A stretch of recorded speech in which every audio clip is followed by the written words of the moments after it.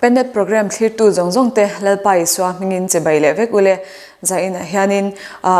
Pennet Christmas special program tum ni na mang turin kadim bwa sai le a clear tu zong te thinlung le ti takzata he hun min lo Mualpui turin kanin som ngalani e tuntuma kan hun man dan tura chuan pathian thu changai thlakna kan nei le anga pathian thu min chil turin Reverend Biaksangzuala Pennet chairman le General Missions Director Nibok in pathian thu cha min shilanga chuanin zai kan ngai thale anga pathian fakla min saksak turin unaute Lalhmunmawii Parte Mualpui Bial Evangelist H Lalrinawma Upper Republic Bial le unau Mary Lalparmawii Thuampui Bial te kan som don bokani kan hun chen na atan pathian fakla kan ngai thlam masale anga pathian fakla min saksak turin unau nu Lalhmunmawii Parte Mualpui Bial lalpai swa mingin kalo some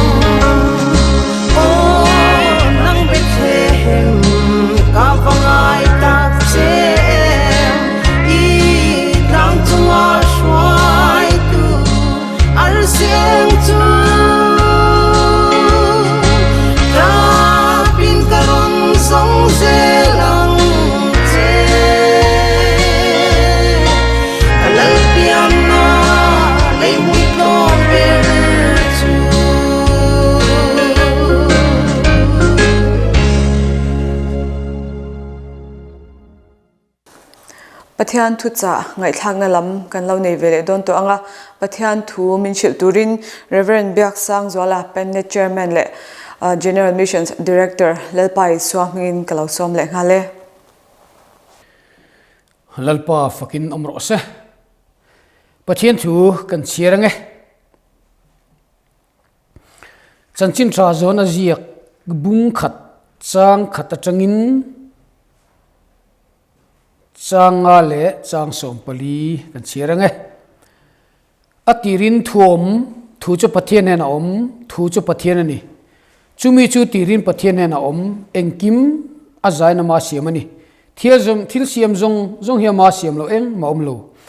ama chunun na oma chunun na chumi hring te na ni eng chu thim jing alo enga thimin chu shelo chang som pali tin thu chu ti sa alo changa kan jing om ta atia bracketa pa formal ne ro pui je kan mu khongai la thu takin akhat tia ti chuan chanchin thalu ka ziak chirle ka duwa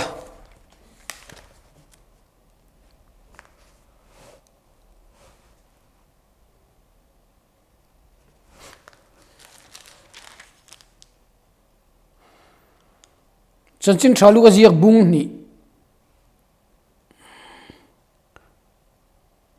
chang sari chirmai la dang chu kan hriat tho ani wangin a fia tho me tin afatir mi pashinga puanin atuama kholbu kal len ve tak lo vain ran chopen thlenga amutira ti le chanchin thalu ka ziak tho bung khat chang somli le e paruka tin marin kanunin lalpa choi moye ka thara po mi sandam tu pathian chunga lom ta ema aboi nu nam tom je muwa a khongaya ngairo tuna china thangthar zong ni hlo mi ti donani mi chakhan ka chunga thiro pui tak mi ti saka a hming po thiang limani ati tu te chu thangthar thling na khongai zel thin abani na thachak jen tira mi chapo te chu ngai tu ni anin ngai tu nin ati darta a ka chiar zelanga chanchin traumatized ziak bung khat kan chiar lenge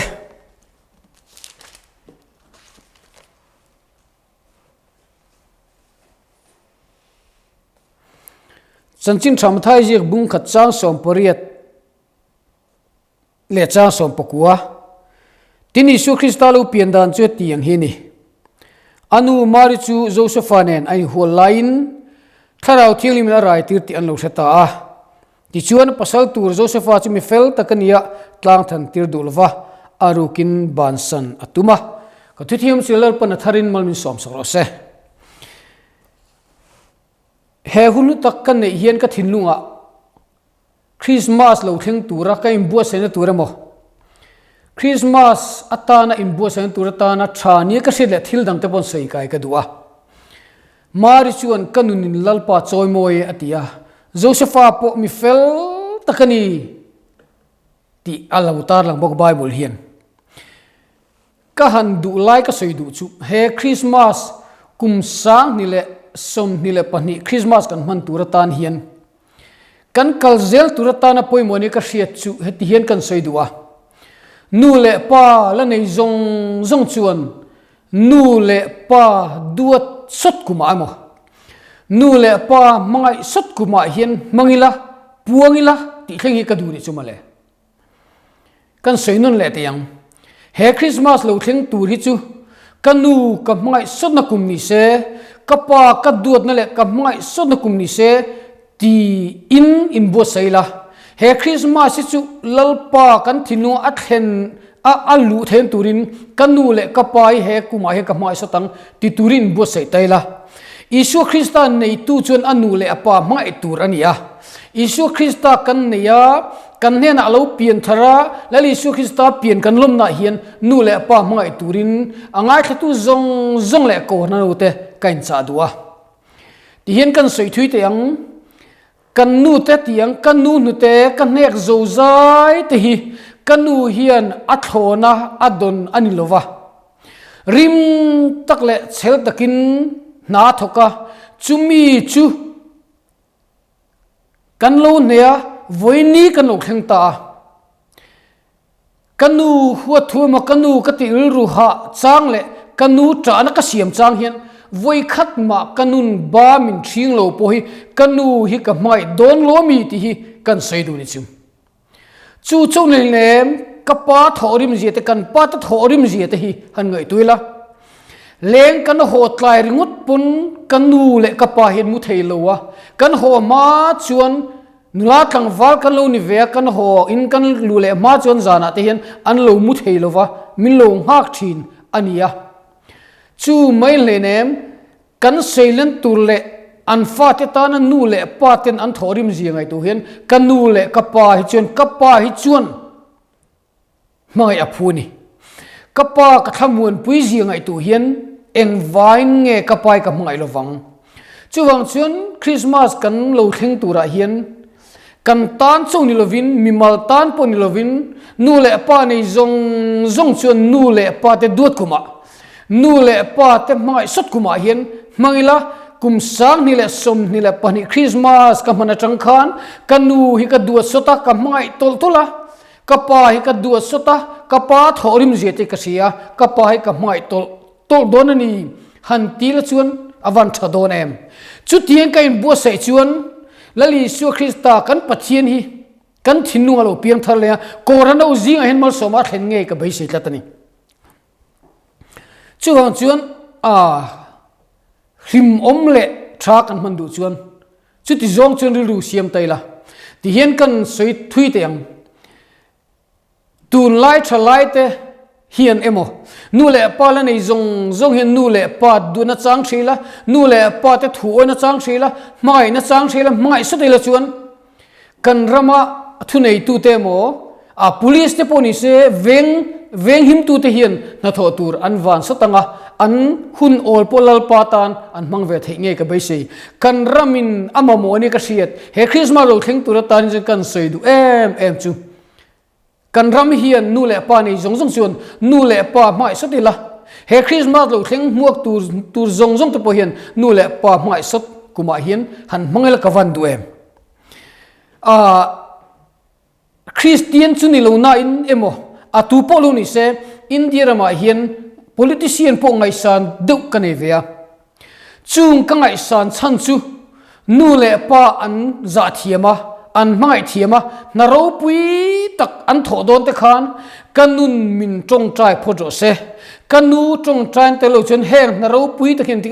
ka tho thiang tin an nu te nen an vakal nala an nu ma an thing thi de ka murang ro pui ka ti em hetiang hian thalai ti hian nu le pa za chang shela chuan kan ram hi vanuam donem ti te kan ngai tu thini chumale chung chu he Christmas lo theng tur tan imbu se na tan ka van du em ti chuan ni china khan kan chira khan zona zia ka khan atirin thuam thu chu pathian na thu chu pathian ani atia chang som polia khan thu ti sa lo chang atileta chu pa formal nei ro pui je kan mu chu ngai chu Isu Kristani ti kha fia takin lo soita eng poni se ti hian sir taila thu chu pathian ani atita thu chu ti sa lo chang ati chuan pathian chu ti sa lo changa chu Isu Kristani mari a choi tle ngei kha ani ti kha a fiem ema ma se chu pathian nge chuan du than ani veya chu ta chuan aron in la thu ti sa lo chana tur tan chuan mari le Joseph ka lo bo saita mari num chu tha man china kanan chira khan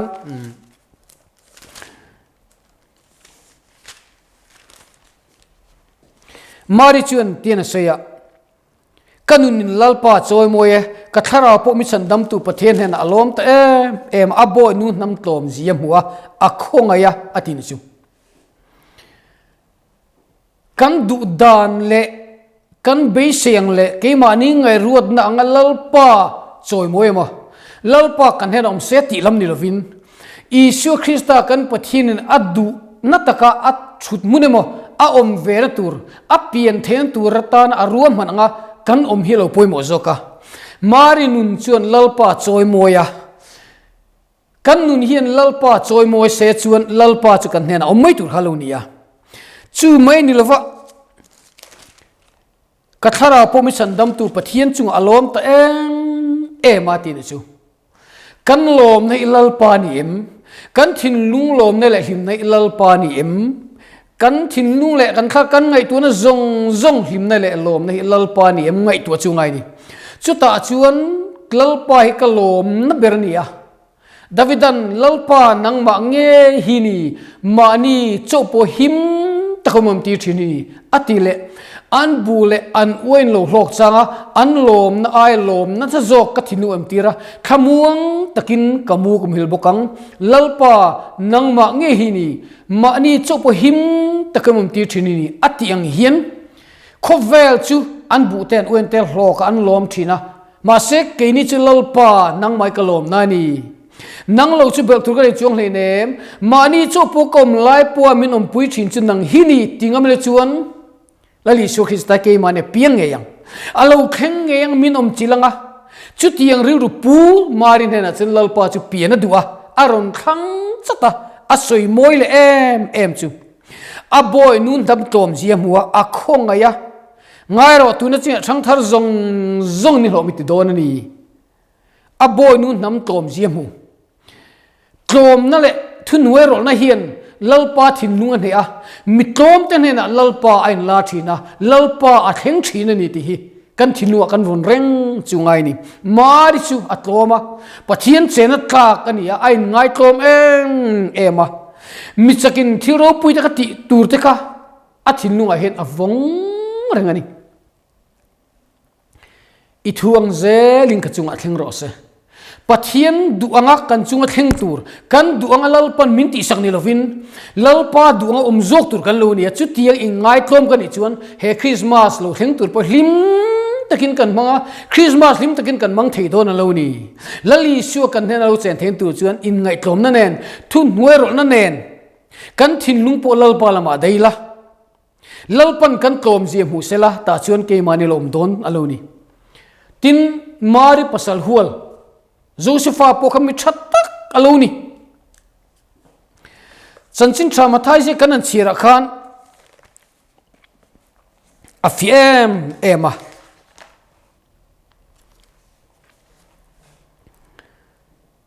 Josephan mari khalo hual toni nupui tan chuan ma se chuti an nupui a hual mek la chuan mari chu alo rai ta thlat mai ni mari le Josephai moi takin noma mi mu moi lovina nom lova thiang lim takin nupui pasal en nei turin ain bo sai line mari chu alo rai thlat mai ma se Josepha fel na le lalpa athi na chu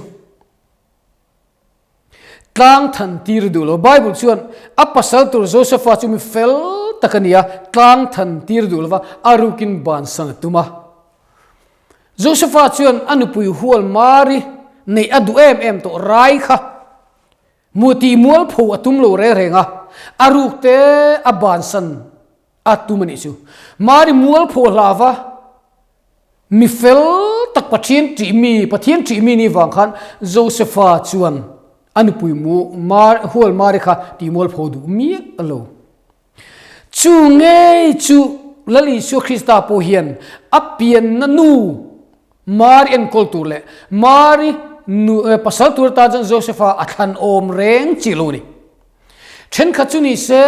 chu tianga anupui hual ro rai mai chu timol pho pon du mai thei ma se Josepha thinu om ve mi lo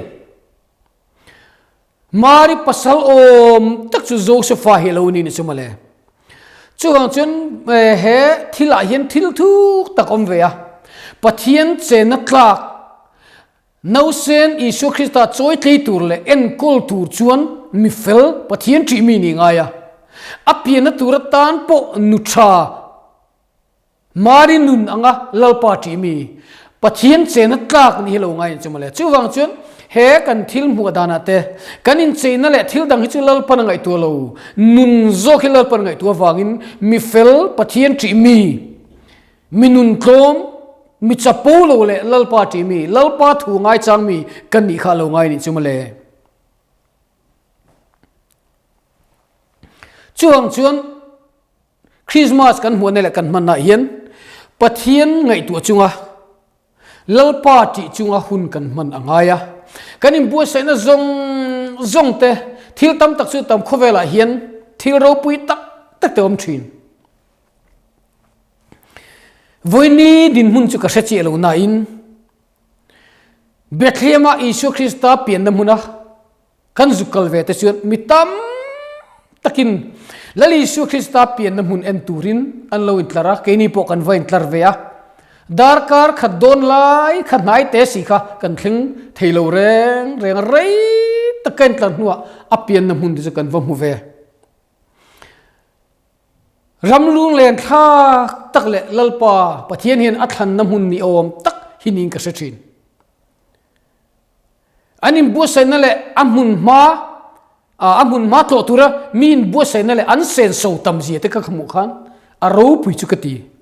ma se amun chu khoi lai mun pon ro se apoi mo ber chu tun huna chuan lali su Christa pian na mun avakal na tur tan chuan amma ange kan mu kha nga ya lali su Christa ke ma ni pian zo khilo ngai ta ni chumale a pian na mun vato chu tha e soizel tan po tha nun po ti danglam kan nun po ti danglam thin lalpa hian va thang fu em khan om reng chu ni ma se chu tiang khan om reng mun atan chuan bible na soizok chu kanun hian lalpa choi moe ti amare tinga nun klom le pian tla khalal panau thang don hi lo ni rang chumale chuan Bethlehema Jerusalem lama kan kal thelo ni pon kanum namuna hian lalpa chila lalpa kan hena lu then turin ti tak satin lalpa muakila lalpa chena tlakin in bo seila kan nun hian lalpa choi moise kan nun te hi lalpa du mun ni sela chutiang chuan kanom chuan lalpa hi kan hena nge don alo piang nge don ni chumale pathian ko ran o zinga he kan rama nge po hian Christmas lo theng turatan kai bo sengti aturu ema ma se pathian mu atan hin moyengem lalpan he chu kalu na chi anilo kalu na chi ati te ji kan te lo alu na chi lo khan kanomanga alu na mun turanga kanin bo se lalpara du na munanga khan kan omlo ti ka hlau em pathian du dan en chunga pathian pian na tlak lalpa lu na tlak aniam ti ngai tu chunga ken bo sai chu ngai ni nau sen chu kan choi tli to kherlo pon mai thei ma se lalpa tharau hum hala tharau thilim chen tlak ken bo sai ya pathian mu tlak kan nun te avan thaem Josepha nuna chuan pathian mu tlak in nunga mi fel takani atia bible Josepha chu mi fel takani ati chuan mi fel lali su Christa thuti salo change pokaha choi tli turle en kultura mitlak lalpan athani chumale ati hian an sei kai lo kela pathian ti salo chang thuti salo chang kan pathian nge chu thuti salo changa kan jinga lo omani ti chu kan soi mai thin ma se chen kha chun he khovela hian pathian omlo ti tlat thinum ve thina rin hlel kai tam ring hlel tam takanoma rin hlel mai turang poni ve mai the khovel ngai tu na tang chuan ma se pathiani ti sa lo chang ni lo se mo pathiani omlo ta se lali Isu Christa thuti sa lo chang chu Isu Christa ni minga chuan Isui sang ti ni wang khan pathian ti salo chang chu Isu Christa ni ti chu afi em bible athan san kan nei ani le pathian ti salo chang ni lovin emo pathian hi omlo ta se ti hian zona ka zo thin pathian hi omlo kan ti chuan ni le pathian omlo ti zong pathian omring lo tu zong hian pathian ti salo chang pom lo tu zong hian pathian ti salu chang pom lova pathian omu ti tu zong hian omlo mingan soi ngai ni chuan voinia hian he huna hian pathian omlo ti tu zong chuan omlo min surosity ka zo thin sumale pathiani omlo ni chuan minga nei lovang thu ti sa lo chang lo tak tak le chen minga nei lo wang ma se thu ti sa lo chang pathian isu chuan isu Christai minga nei a thu ti sa lo chang nge chu isu Christiani ti a fia Bible in soi chu male pathian ti sa lo chang chu minga isoi sang ati mi wang khan pathian om lo ti tu zong zong chuan he thu hi min se ka du thin chu om lo ming min su ro se alem tal au mangai ming nei chuan lem tal au mangai engam mo chu mangai ni chu tiang soi thelo chuan pathian ni omani tin pom ve ngai tin chu mai ni lova thu ti sa lo chang chan lo ka thilom thia pathian ti sa lo chang an tan lo mo pathian hi Isua Krista ani tin pom lo ve mo Isua Krista pathian ani tin pom lo ve mo ania pathian le Isua Krista sang an ngai ni chuan ti hian ka ngai to ta Joseph le Mary kha nu pan ni Mahavin Mary arai de ya naw pai de ya an fani lo ti chu Bible po chiang takin a hretin chu tiang ani si chuan kharau thing arai ti kan tia thu ti salu chan na turatan khani wangin chu tiang ani chuan pathian le Isu Christai sanga Isu Christai hi thu ti salu chang ni lo chuan Isu Christai hian pu nei nge ngai Isu Christai hian pi po nei ngai don chu ma se chung chu Bible a soilo thu ti sa lo changa pathian ti sa lo chang ni chu male chuang chuan kharau thiang lim inarai tira chu pathian thu ti sa lo change chu Isu Christani ti fm ema chu wangin pa le fa pa hi sanga ngai tu chuan fa pa pu an soi ngai a fa pa pi pon soi ngai don chu ma se chu tiang chu Bible ji ti dan ni lova thu ti sa lo chang thu chu ti sa lo chang kan jingom ta pa formal ne ro pui je kan mu chu nge chu khongai thu takin khata chu Isu Christani ti kham a chiang em ni chu chuang chuan Bible a hian fi em min alo lang ta chu mi chu kan hen alo pian ve thein tur chuan mi nen apiang kan lom pui ro tan dor lo apoi mo ber chu Christmas kan lom dane mo Christmas kan mu dane mo kan khen dan ai chuan ke mania lali Isu Christa lo piang ke mania lal pa om hi poi mo zok chuang chuan he thil ro pui tak lo khleng tura hian pathian kan hena o mangaya chumi tan chuan marin kanunin lalpa choi moye atiang hian kanun hian lalpa choi mo ro se kanun hian lalpa fak ro se chuta chen lalpa chu cheng duwa tin pathian ti mi fel lalpa ngai mi fel kaninga chu mi nen angai chen lalpa en lar thi korhan hote pon lakan sakin mo pathian fakla kan sakin mo lalpa tan kan ti piang te lalpa ro puina ni se a pathian ro pui zia chu kan hrialo soi kailok du kan ero chi hi ni Davida chuan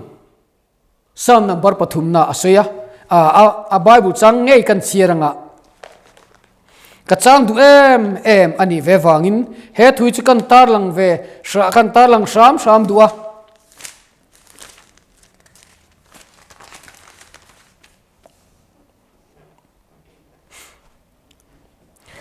lalpa mi do tu den vapung ta em mi be tu tam takan nia kachung chang thun soya pathian e puilo wangan tia ti hian se Davida chen nima sel olalpa nang chu ka velin ka poinia karo puina le kalu dom kang tuini e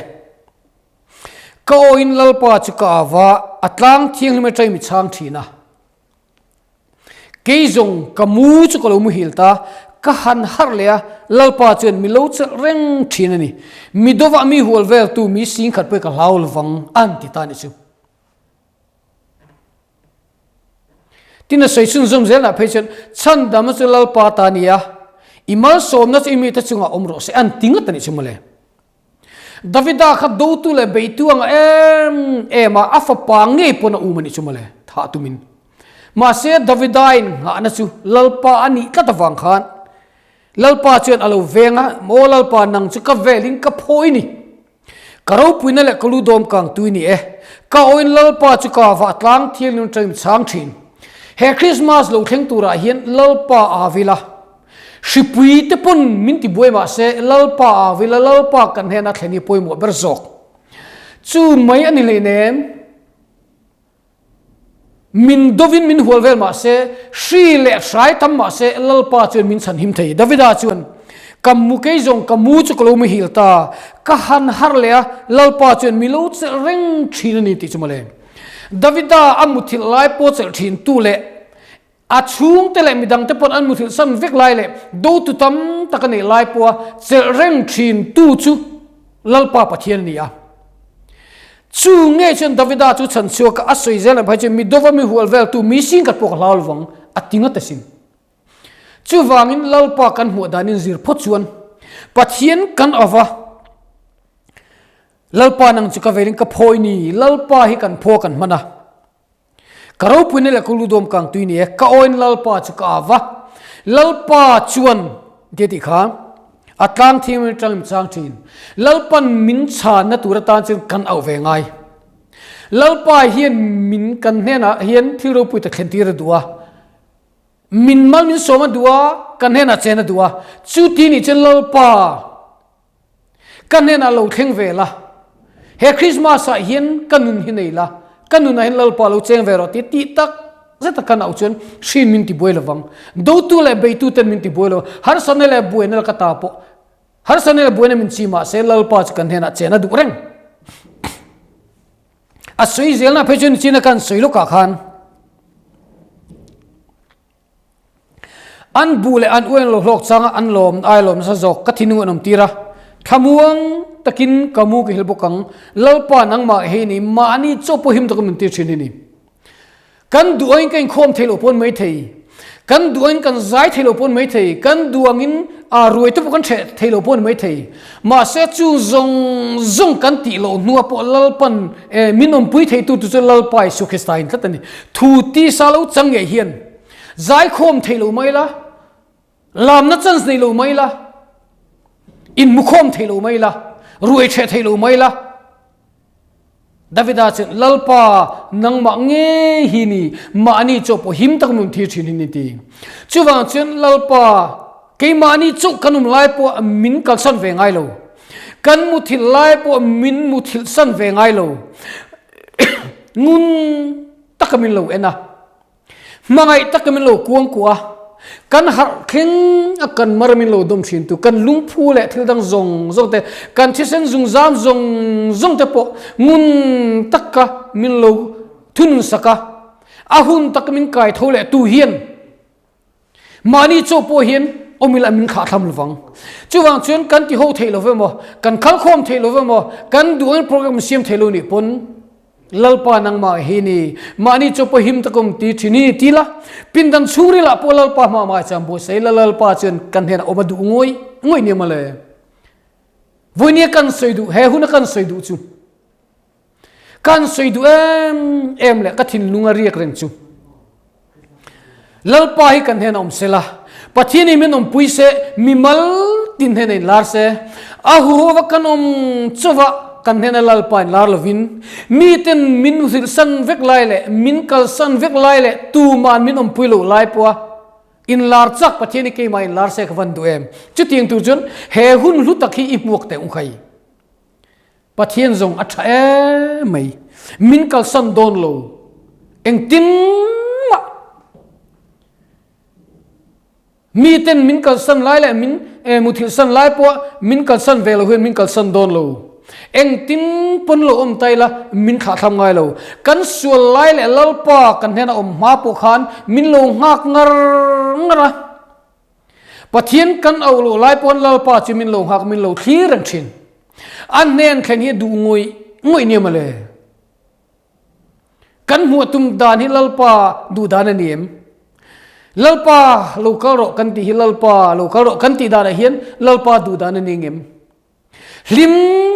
taka ko ran ten hun man kan tum dan hi lalpa du dan aningem apoi mo berzok chu lalpa du dan akanum zok hi lo nia kan nun hian lalpa ti lom se chun kan nun hian lalpa choi mo se chun in ngai tom le thun hoi rolin lalpa ti na nen lalpa hi chu nga kila chu lalpa chu lo thleng mai don mani chu po him ta ka om ti thin tu david da om ti thin tu chu ke ni po min om tin nge yang kan chung quên mang ho thelo mai la kanum na mana pie ngalalpan minom puichon an soizel na khan tina kan soi khan thang thar zong min hlo ni hlo mi ti don ani atin chumel mari khan chu vai mini hlo kan e tur chuan apoi mo ber chu kan nun hi ni zo midang ne na kan ti ho nai mo midang ne kan ka khom nai mo roi ro pui tak la thil ro pui tak pangpar moi tak tile chei moi tak tak tu aro pui lalpa kan huna tur poni pon ka sei sel chuang lo ma se lalpan adu lai tak zok chu he kan nun chung ril hi ni zok ani kan nun chung ril hin lalpa ti na te nei la kan nun chung ril hi ni ngai tom na nen pathian mu tla ke numla kanu pa te le rong bol pui te mu thatak chau ni lovin tu man min mu lo lai po lalpa mu tlak nun chiang lo le fel hi van poi mo em mi zinga nun mo takanuna tu man min mu lo velea pathian mu thlak lo om te hi atha chuang lo pathian thu te pokan sira kan em ma se apoi mo zok lai tak chu pathian thu sia tam le sir tam ai chen azom tam hi poi mo zok pathian thu kan sia chun ang hilal pa min nai tir tu ni se pathian thlina ka kain bu sai na ni se pathian chen ka kan bo sai na ni se pathian du zong ni tur kan nun ti dang lam tu ni se pathian thu kan che wanga ma se kan zon tlem sing ti kawan hlawem pathian thu te kan siranga kan ti fakanga voing mazat bible te kan sir chu kanga ma se kan nu na en thu nei silong ti a hlo om ngoi ni chumale din chu mai lovin pathian thu te kan sir zawanga kan em anga ma se midang sual na mutok le hin kan nun te omoti ka hlaw em josepha chuan tlang than tir du lo tlang than tir du lo mi fel mi tha kan rong bol pui te diglo na le fel lo na emo anum dan thalo mo mu rual tlang than tir tu nun nei awan hlom em chu tiang mi ni lo nun nget nun thiang lim rong bol pui te laka nun tha midang diglo na e mani diglo na mungam zo pachuan te kan soi kai ngo zo pachuan tiena seya lalpa ne na chen itum dan rual eng maom lo tuani nge thuron thu bo tu hi chu wal ma ka sia thil mu thil te ka soi ngai thloroi le kan sei nge benga siat na mai zongin ka lo hre to cha ma se tu na zong ka muta che chu wang tak chuan ka intena vudle vai vuta thuin ka simtai an ti chu lalpa nai sata benga siat na mai zun ka to cha ma se tu na zong ka muta che chu wang tak chuan ka intena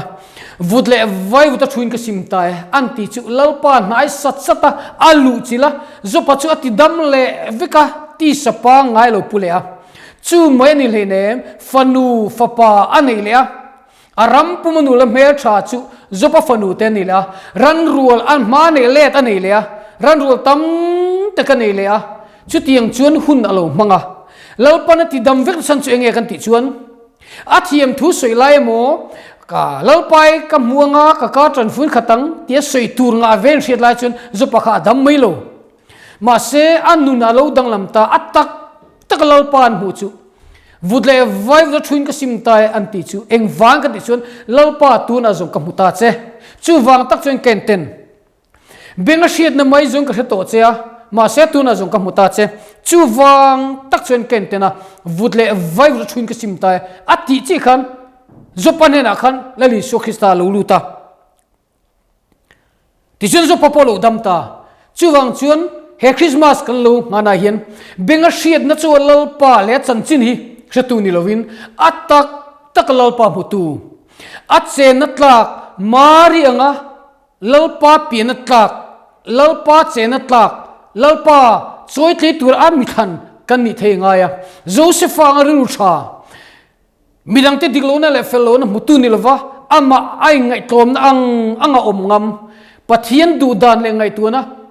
pathian du dan le apom tak anung thin mi kan ni eva poimo em chuwang chuan tun he Christmas lo theng tur tan hin kan du ngoi chu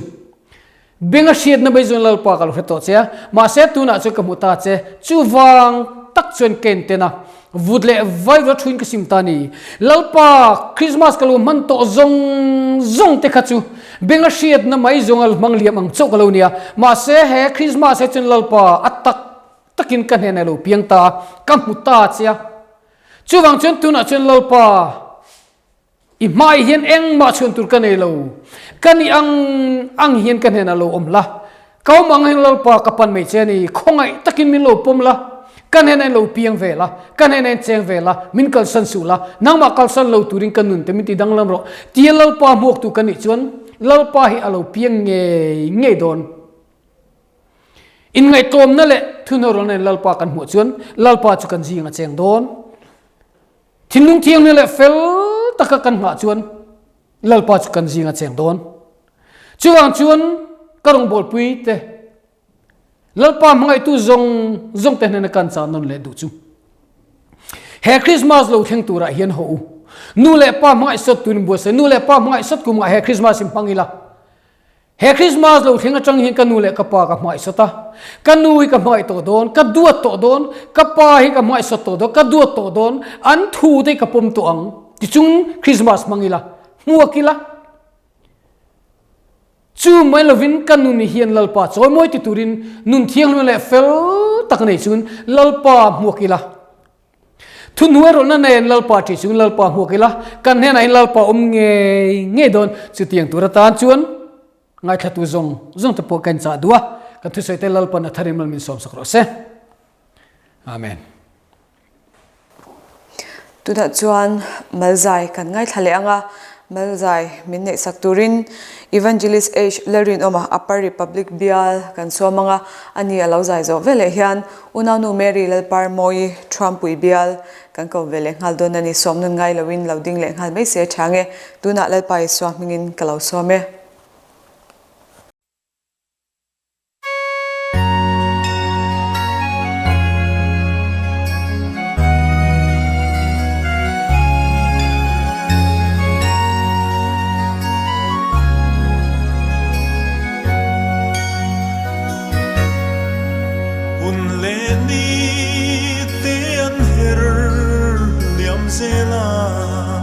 Signi eng moya lo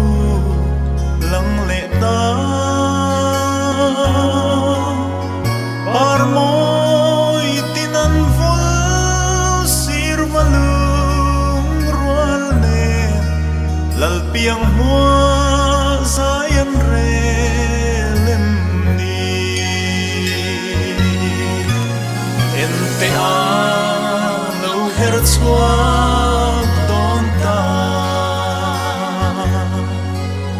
mitintan limna turchu vangai khar mang ang telalpa min nemin min om uyang che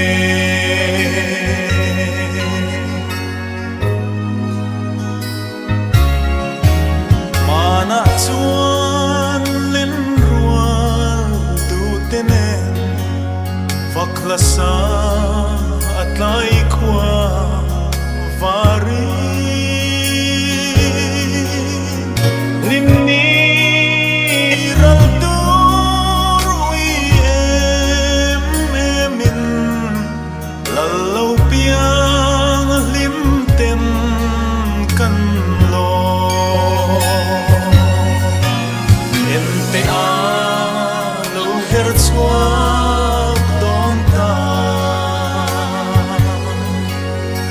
mitintan limna turchu vangai khar mang ang telalpa min nemin min om uyang che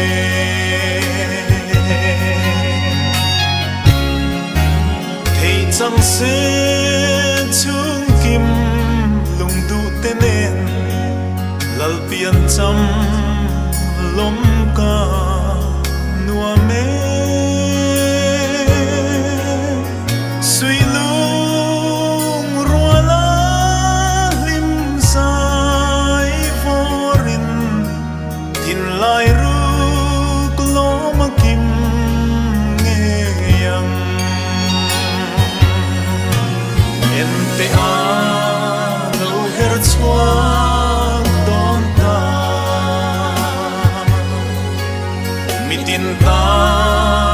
lim na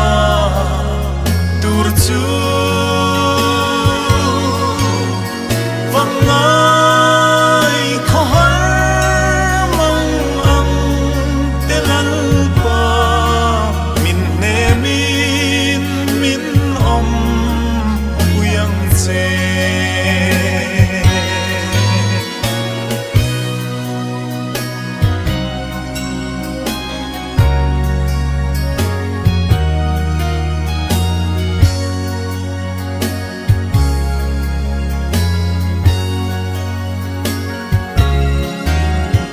se rei lâu te an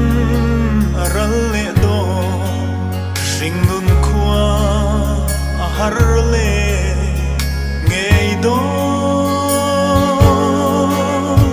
nun lui kum lui chang le mai tur eng tika tong le se imo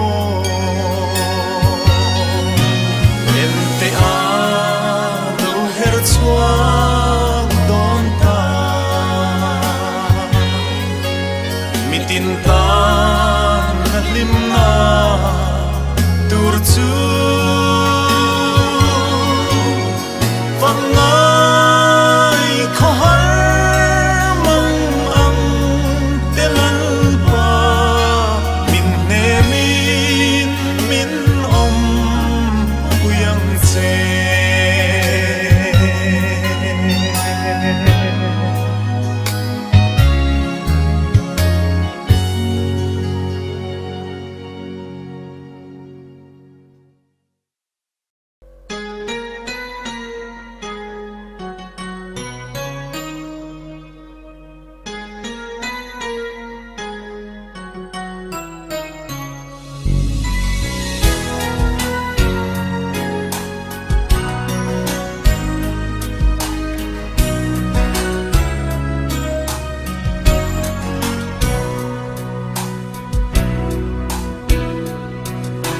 Christmas hun lom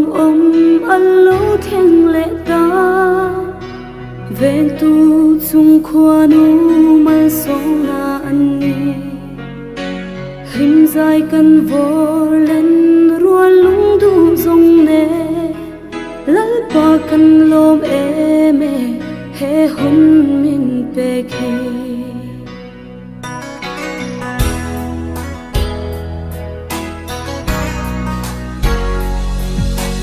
Christmas hun lom alo thiang lệ ta về tu chung khoa nu mal song na an ni him zai kan vor len rua lung du zong ne lalpa kan lom eme he hun min pe khi Christmas alo thiang ta him min lom la rem na la lo piang chu fa kin ni choi moya Christmas ni ro pui ta alo thiang hia lom na tu sak na si bai itan kan la ne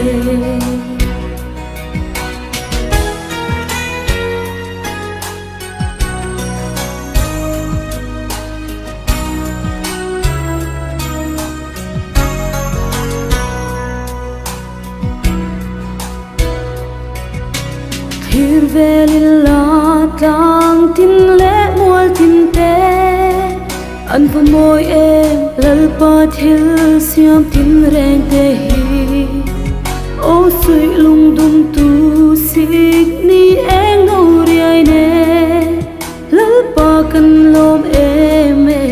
he hun min pe khi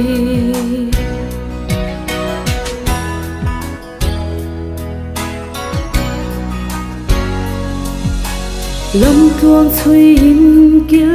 tin shoot ve la shai tin nan him la nu vai roalan vul thilin lo van dum po le ro mei zam ne lalpa kan lom hi Christmas alo Khiangte him min lom la rem na la lo piang chu fa kin ni choi moya Christmas ni ro pui ta alo thin hia lom na tu sak na si bai itan kan lane Christmas ni ro pui ta alo thin hia lom na tu sak na si bai itan kan lane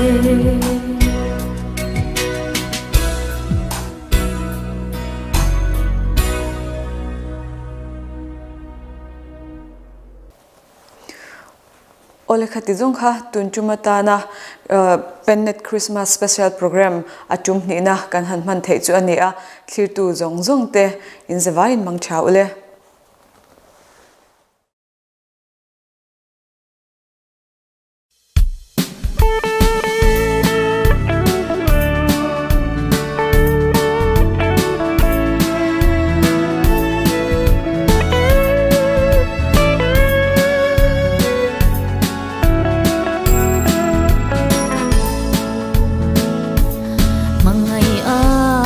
Zong tu chuan Lalpui na kalsanin Bethlehem dai re a kanta na pianga apian nan mundang re anta na om vesilo chamang za naran thleng chu van lalunga na molo ni asal Run in tomber ni ma se achunga leile van la om si bera pule mi fingten an thin lung ro bom hongin chi bai rim tui beran hlan hallelujah ro pi se kandam na khovel thim ti eng tura leisual thima local chu chatuan pa rem nalal pathian chak chu ming maka rem ruat tu pathian ti sa local khovelin hol ma sela pathian kan ne na lo thleng ani asal mun tom Bethlehem run in tomber ni ma se achunga leile van la om si bera pule mi fingten an thin lung ro bom hongin chi bai rim beran hlan hallelujah ro pi se Emmanuel kandam na apian na muntlo ma se lalberte lal ro pui chu vo in hian kan thin lunga lo piang thar sela riang vai chan hai te nem tu kan ta na lal local chu mishing le pathian ani a ming thiang lim lali swa chu asal mun tom Bethlehem run in tomber ni ma se achunga leile van la om si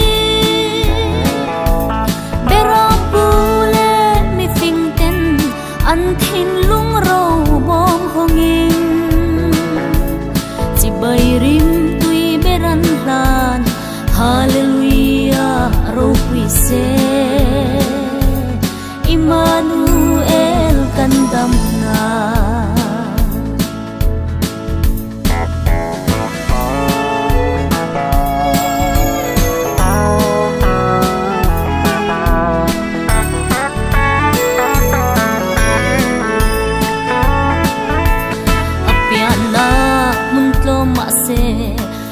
ber te lal ro pui chu vo in hian kan thin lunga lo piang thar sela riang vai chan hai te hnem tu kan ta na lal lo kal chu mishing le pathian ani a ming thiang lim lali suwa chu azan mum tom Bethlehem ran in